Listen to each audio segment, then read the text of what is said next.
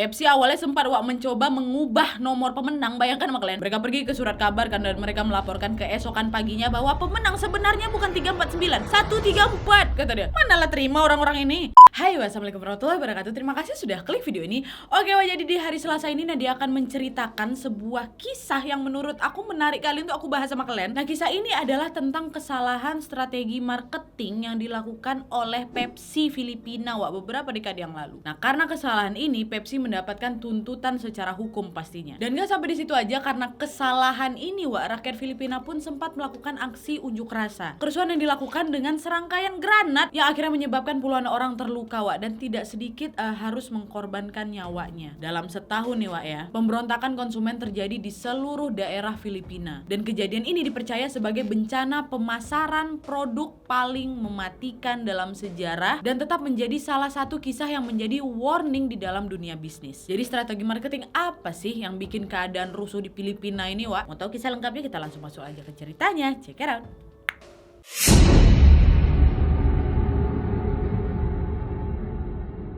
Oke, jadi strategi marketing fatal yang dikeluarkan oleh Pepsi Filipina ini bernama Number Fever. Strategi ini dicetuskan di kala penjualan Pepsi Cola ini kalah dengan penjualannya Coca-Cola pada tahun 1992. Nah, Number Fever ini digagas oleh seorang eksekutif Pepsi Filipina yang bernama Pedro Vergara. Nah, jadi sebenarnya apa tuh Number Fever ini? Nah, singkatnya Number Fever tuh kayak lotre lah gitu. Kalau lotre kan siapa yang bisa nebak nomor yang keluar, dialah yang menang ya kan. Nah, bedanya di Number Fever ini Pepsi itu nanti telah mencantumkan 3 digit angka beserta besaran nominal hadiah pada tutup botol dia. Nah, angka tersebut dimulai dari 001 sampai 999 dengan nominal hadiah dari 100 peso sampai 1 juta peso. Nah, di saat itu hadiah 1 juta peso ini adalah hadiah terbesar yang pernah ditawarkan kepada masyarakat Filipina dari Pepsi ini. 1 juta peso pada saat itu ibaratnya 611 kali lipat dari gaji bulanan rata-rata negara pada saat itu bahkan. Misalnya nih kalian beli Pepsi, terus nanti ditutup botolnya itu misalnya angkanya yang keluar 100, bawahnya 1 juta peso gitu. Nanti kalian tinggal tunggu pengumumannya. Kalau seandainya angka 100 yang keluar, kalian bisa klaim 1 juta peso itu gitu. Dan Pepsi ini pada saat itu meletakkan informasi ini atau nomor-nomor cantik ini pada minuman-minuman yang paling banyak peminatnya kayak Mountain Dew, Pepsi sama 7up, anak-anak Pepsi ini semua. Nah, nanti Pepsi akan mengumumkan nomor pemenang ini melalui televisi channel 2 setiap malamnya. Siapa yang nomor dia disebut inilah yang berhak mengklaim hadiah tersebut ya. Nah, untuk melancarkan strategi marketing Number Fever ini Pepsi telah menyewa sebuah perusahaan Meksiko yang bernama Digi Consultores. Jadi macam pihak ketiganya lah gitu, atau macam IO lah mungkin ya. Nah, Digi Consultores inilah yang kemudian akan meluncurkan eventnya Number Fever ini. Nah, di Filipina di 7.641 pulaunya, promosi Number Fever pun telah tersebar menjanjikan kepada masyarakat di sana Anda bisa menjadi jutawan. Dan melalui strategi marketing yang dimulai di bulan Februari tahun 1992 ini, Pepsi telah berhasil menjatuhkan pembelian Coca-Cola. Nah, Rodolfo Salazar,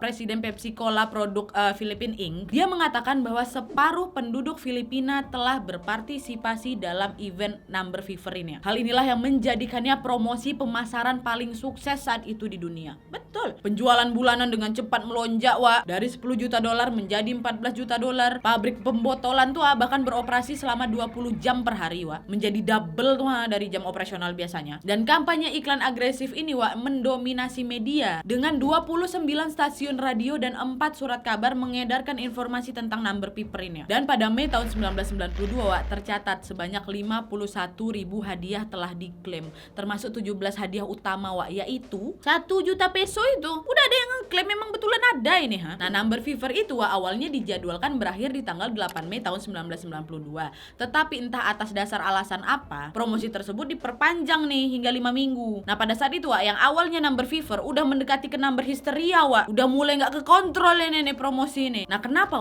karena polisi sempat itu memenjarakan seorang pembantu yang dituduh mencuri tutup botol Pepsi majikannya. Pernah juga ada 2 sales Pepsi yang dihilangkan nyawanya karena perselisihan tentang tutup botol ini aja. Dan kejadian yang aku sebutkan tadi hanyalah awal dari segala masalah yang akan muncul di antara rakyat Filipina dan Pepsi ini.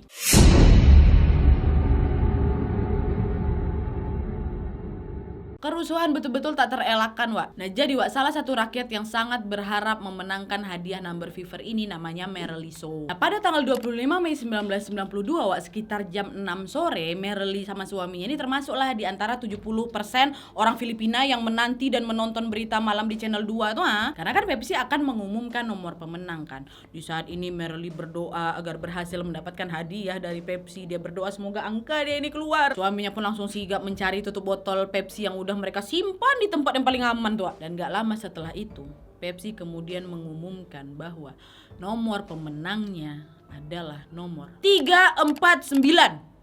Nah, nomor tersebut adalah nomor yang memang dimiliki oleh Merely dan suaminya. Nengok angka mereka keluar ya senang lah mereka nari, mereka tertawa ya kan. Malam itu bergembira lah pokoknya karena mereka memiliki nomor 349 dengan nominal berapa? 1 juta peso. Dan di saat yang bersamaan juga gak cuma Merely sama suaminya aja yang dapat. Ernesto de Guzman de Lina, seorang pengemudi taksi becak dia pun bergegas turun untuk memberitahu keponakannya bahwa dia mempunyai tutup botol Pepsi bernomor 349 dengan nominal 50.000 peso. Jadi memang beda-beda hadiahnya atau uangnya, angkanya sama, uangnya beda, bisa. Yang penting angka mereka keluar lah, udah tinggal ngikut lagi nominal di bawahnya berapa gitu. Nah, ternyata nggak pamannya aja yang dapat 349. Marcelo, keponakannya ini juga dapat juga dia 349, nominalnya 100.000 peso. Dan adegan serupa juga terputar di seluruh Filipina. Ada bahkan seorang supir bus memiliki 3 tutup botol 349 masing-masing 1 juta peso, 3 juta peso dia dapat. Ada lagi seorang ibu dari 12 anak yang anaknya ini sudah menghabiskan 10 botol Pepsi per hari. Dia sudah memenangkan 35 juta peso. Dan para pemenang ini kan ya udah kemudian berlomba lah menuju ke pabrik pembotolan Pepsi ya kan, di daerah Quezon City timur lautnya Manila untuk ngeklaim duit kami, cairkan gitu. Dan gak 1-2 belasan orang yang punya 349 itu, ratusan ribu orang, kalian bayangkan. Saat kerumunan ini bertambah ya kan, ada seorang sekretaris nih yang langsung dihubunginya direktur pemasaran namanya Rosemary Vera. Dia bilang, bos, kok kayaknya ada banyak kali nih tutup botol 349 yang beredar di antara orang-orang yang saya kenal, bos. Anggaplah ini aku punya Ade, punya Hana, punya Aspi kan. Aku sekretaris, aku telepon bos aku nih, sekarang semua mereka bertiga ini dapat 349. Wih, kok bisa sama? Berarti kan banyak kali yang dapat 349 kan, betul Dan di saat ini juga ada staf Pepsi yang lagi di pabrik tuh panik dia karena mereka sendiri tahu ada yang nggak betul ini sama keputusan number paper mencetak 349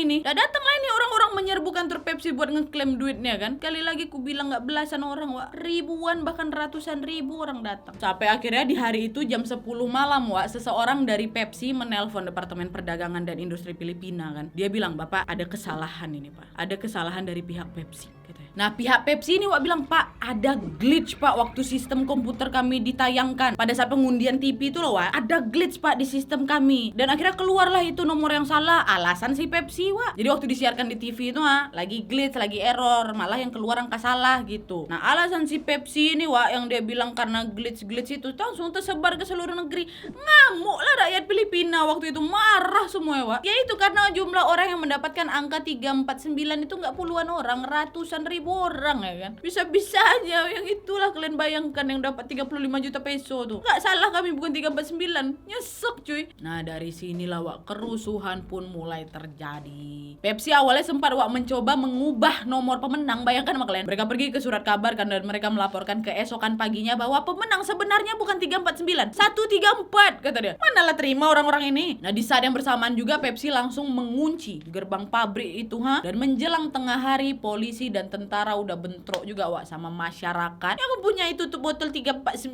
itu. Mereka sampai ngelempar batu, lempar batu ke arah gedung manajemen Pepsi kan. Pas pula dekat sama pabrik ya mereka berteriak minta pertanggungjawaban pihak Pepsi. Nah, para eksekutif di dalam kantor Pepsi itu juga sempat mencoba menelpon kantor pusat di New York, tetapi presiden perusahaan di New York itu malah nggak bisa dijangkau sama mereka. Dan pada saat kerusuhan itu sampai rakyat Filipina telah menghancurkan sampai 37 truk perusahaan Pepsi. Protes pun tetap berlanjut hingga malam-malam berikutnya. Nah, di antara mereka yang berkumpul di luar pabrik ini adalah seorang laki-laki yang bernama Vicente Del Piero Jr. Nah, dia ini adalah seorang konsultan perjalanan Nah, anaknya si Del Piero ini juga mendapatkan 349. Nah, pada saat itu Del Piero ini bersuara lah kan. Dia menyebut promosi number fever ini sebagai penyakit sosial yang memupuk naluri berjudi di anak-anak Filipina. Dan Del Piero ini kemudian meminta relawan untuk menyusun daftar nama pemenang yang kemudian menamakan diri mereka menjadi koalisi Koalisi 349, Wak. Nah, Koalisi 349 ini pun mengorganisir aksi unjuk rasa di luar pabriknya Pepsi, di mana kemudian Del Piero pun mengumumkan pada para anggota Koalisi 349 ini pakai toa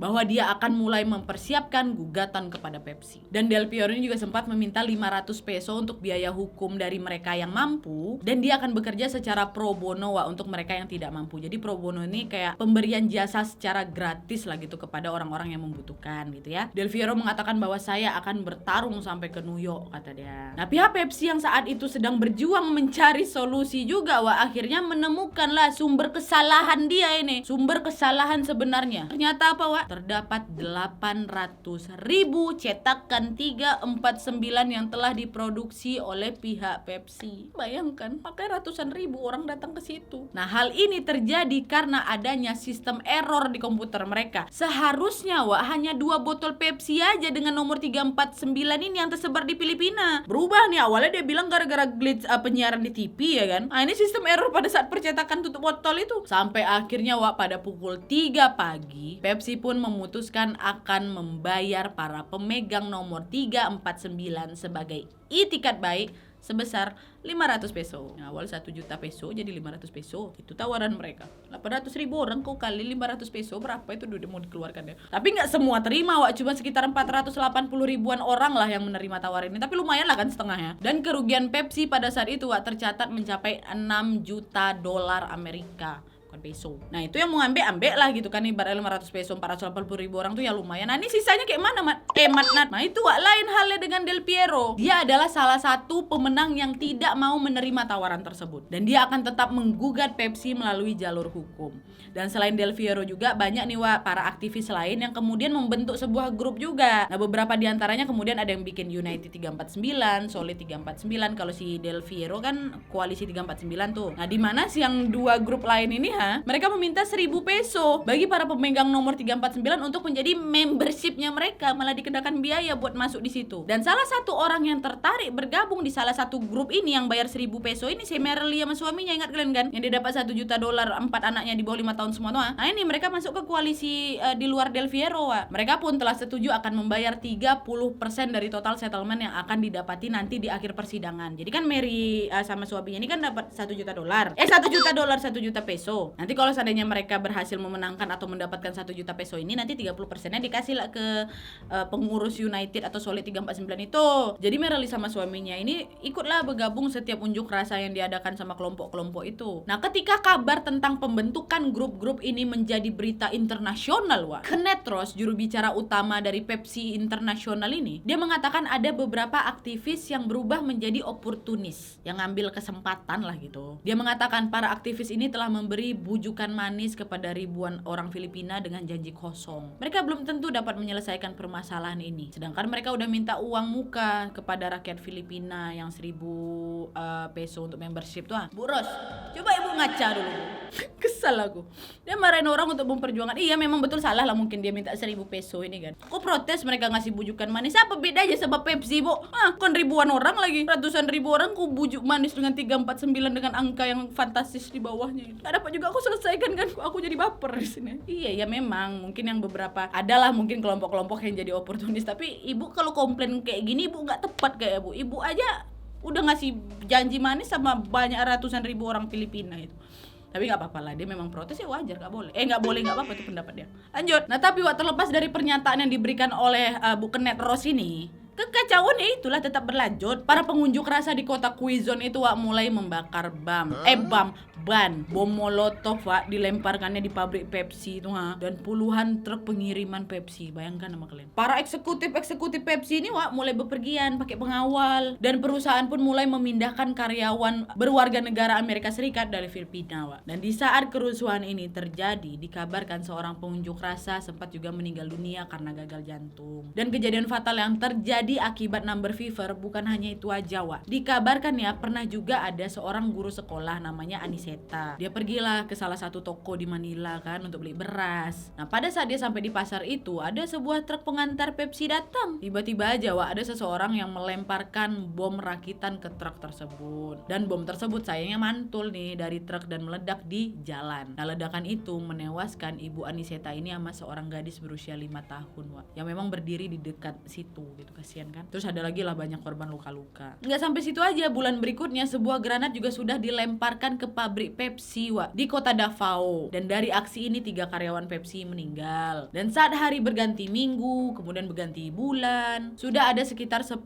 penggugat mengajukan tuntutan melalui jalur hukum menuntut uang kepada Pepsi. Nah, jadi inilah sisa-sisa dari 480 ribuan orang yang menerima uang damai Pepsi itu, Wak, tetap protes, mereka tetap memperjuangkan haknya. Dan sampai akhirnya pada Januari tahun 1993, Wak, Pepsi harus membayar denda 150.000 peso kepada Departemen Perdagangan dan Perindustrian karena mereka sudah menyimpang dari kampanye promosi yang telah disetujui oleh pemerintah. Dan pada saat itu salah satu eksekutif Pepsi dia ngomong apa? Kami telah melakukan segala sesuatu yang menurut kami masuk akal untuk menyelesaikan masalah ini secara damai. Pada titik ini kami tidak akan mengeluarkan uang tambahan. Ditolak. Nah, sementara itu, Wak, Del Fierro tadi itu, dia bahkan sampai memperkerjakan 5 karyawan untuk memproses gugatan baru dan sedang mencari pengacara Amerika Serikat untuk bisa mengajukan gugatan ke New York. Dan pada akhir Juli di tahun itu, Del Fierro sama istrinya berangkatlah itu dia ke New York. Nah, di New York, Wak, dia mendapatkan 2 pengacara konsumen Amerika untuk bisa menuntut Pepsi sebesar 400 juta dolar Amerika sebagai ganti rugi aktual dan 1 juta dolar sebagai ganti rugi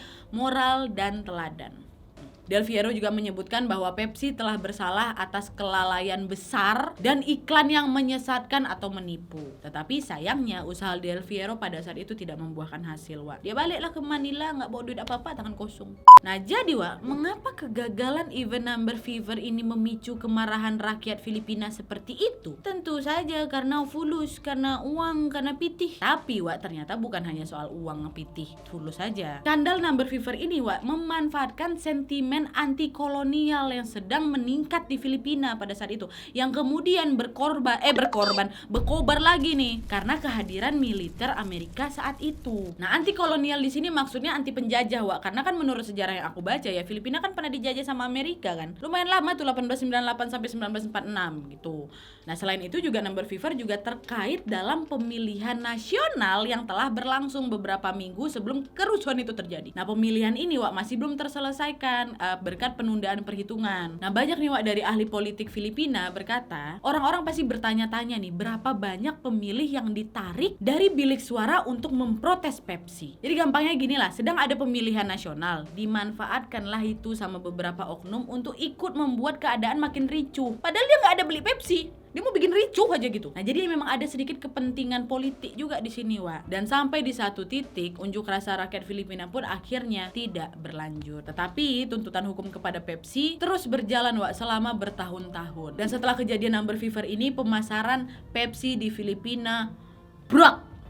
Jadi makin sulit lah pasti. Setiap kali lah ada orang menyebutkan sesuatu yang berkaitan dengan Pepsi lah gitu, seseorang pasti langsung ngebahas 349 itu, tragedi 349 itu. Barulah pada tahun 2006 Mahkamah Tinggi dari pihak Filipina membebaskan Pepsi Filipina dari segala tuntutan dengan mereka mengatakan tidak ada bukti kelalaian. Tapi bagaimanapun juga, Wak, mereka sudah mendapatkan kerugian yang luar biasa. Pertama, mereka harus melunasi pemenang-pemenang itu, Yang kedua, tuntutan hukum yang mereka hadapi panjang kali. Yang ketiga, kerugian akibat kerusakan gedung, truk, ya kan, pabrik, karyawan-karyawan mereka yang terjadi selama kerusuhan. Meskipun Del Fierro serta pejuang-pejuang 349 yang lain ini tidak pernah memenangkan penyelesaiannya dengan Pepsi, Del Fierro tetap mendapatkan pujian dari berbagai golongan masyarakat karena telah membantu menekan pemerintah untuk memperkuat peraturan tentang iklan yang menyesatkan dan menipu agar nanti kejadian 349 ini nggak terulang balik. Dan Del Fierro ini pun dikabarkan meninggal pada Januari tahun 2010 lalu. Oke, Wak, jadi itu tadi ya tentang kasus strategi strategi marketing fatal yang telah dilakukan oleh Pepsi. Gimana menurut Anda? Memang betul sistem error atau memang mereka sengaja nih buat kesalahan supaya nama Pepsi ini bisa dikenal? Dan atau mungkin ada betulan nih kepentingan politik di dalam ini sebagai kayak pengalihan isu lah gitu. Tapi kalau menurut aku nih Wak, ya menurut aku memang bisa jadi sistem error sih Wak. Perusahaan mana sih Wak yang ingin ganti rugi segitu banyaknya ke konsumen tuh, ditambah banyak aset mereka yang rusak. Jelas lah ini akan menambah kerugian pihak Pepsi ya kan, karena harus mengeluarkan dana ekstra untuk memperbaiki aset mereka yang telah rusak ini. Belum lagi mereka udah kehilangan pasar di Filipina, mana ada yang mau beli Pepsi di sana setelah itu. Tapi itu pendapat aku, gimana pendapat kalian? Kalian boleh langsung tulis di kolom komentar di bawah Wak